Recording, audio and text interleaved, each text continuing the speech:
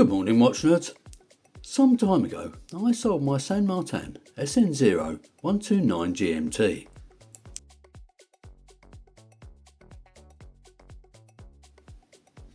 Now that was quite similar to a Grand Seiko.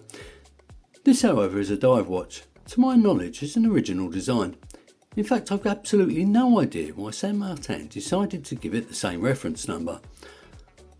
I'm going to say something controversial now. If you don't rate San Martin watches, you don't know much about watches.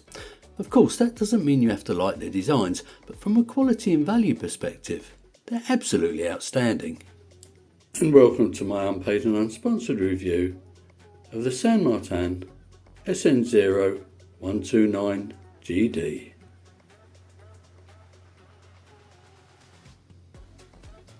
On the subject of money, let's get that out of the way first.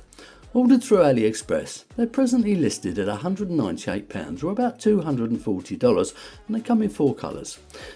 Of course, there's always some sort of offer on, so expect to pay around about £170 or $200. Now once you see what you're going to get for the money, I can't help but feel you're going to be impressed. And this is my watch of the day. It's the Atticus Meteora.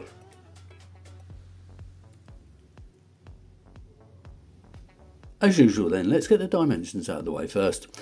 The case is 39mm, the lug width is 20mm, the lug to lug is 46.5mm, and the depth including a dome sapphire crystal with AR coating is a little over 14mm.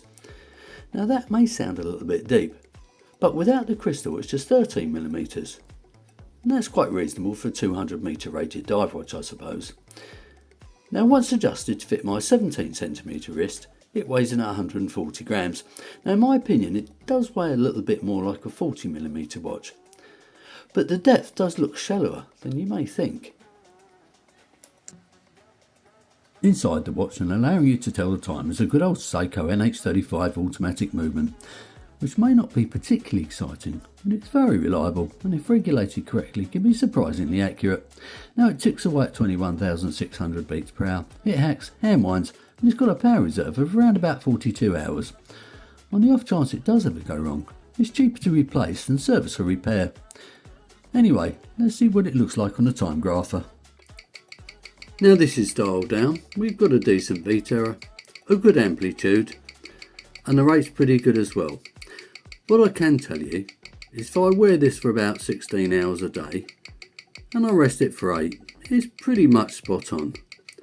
But the positional variance on the NH35 isn't the best. Signed 6.5mm crown, screws down, is well knurled, does what it says on the can, and it engages easily, though not buttery smooth.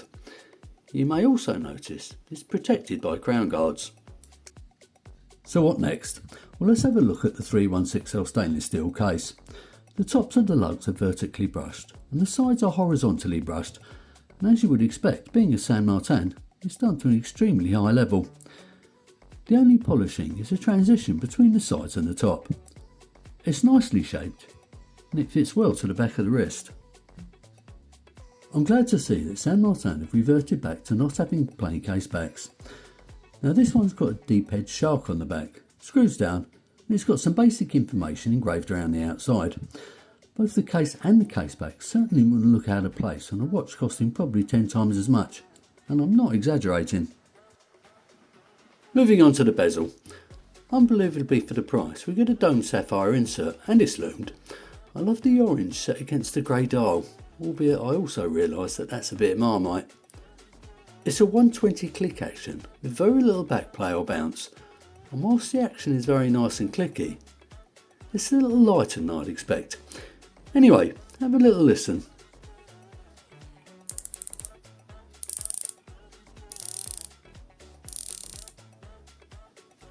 What we have here is an enamel dial, which again is incredible for considering how much this watch costs. Like I said, this colour combination may not be for everybody, but I like it, and that's all that counts. At the 3 o'clock position there is a frame date window. It would have been nice if it was colour matched, but I suppose you can't have everything. The actual layout is quite simple, and it reminds me of my Christopher Ward C60 Trident Pro.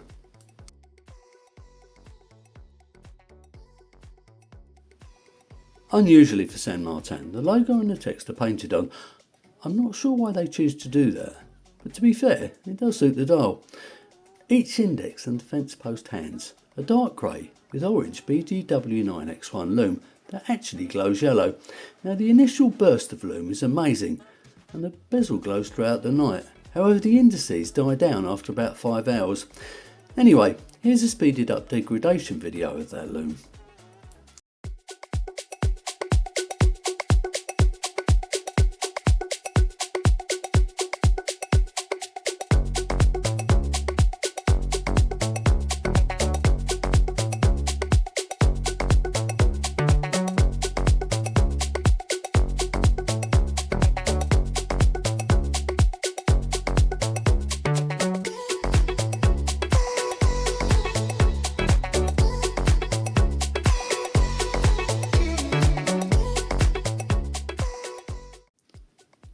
Now the bracelet is of the oyster style, and a good one at that. Now it's fully brushed, although it does have polished chamfers on the outsides of the links. Now as you'd expect with San Martin, the solid end links fit well to the case, although it doesn't have quick release spring bars, and they are of the male variety. That said, they do drop straight down. Now there's a fair amount of taper, and it ends up around about 16mm before it reaches the clasp. Now for convenience it's got screw links, but make sure you tighten them up before you get to wear the watch. San Martin has 3 different types of on-the-fly adjustable clasp, and this is the version that's similar to the glide lock system. Simply pull the link up, move it to the required notch, then push it back in. As you can see, it's nicely brushed and it bears the San Martin logo. All in all, the bracelet and the clasp are absolutely excellent. So what do I think of the San Martin SN0129 GD Diver? Would I recommend one? An excellent bracelet and clasp, superb case finishing, a good reliable movement, a stunning bezel and an enamel dial. So what's there not to like?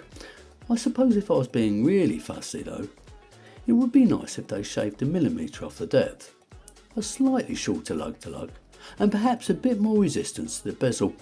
However, find me a high street brand with these sorts of spec and you're going to pay at least 4 times the cost. But would I recommend one? Of course I would. Now that brings me to the end of this review, so if you've enjoyed it, click on the like button. Subscribe if you haven't already, leave your comments below and enjoy the rest of your day.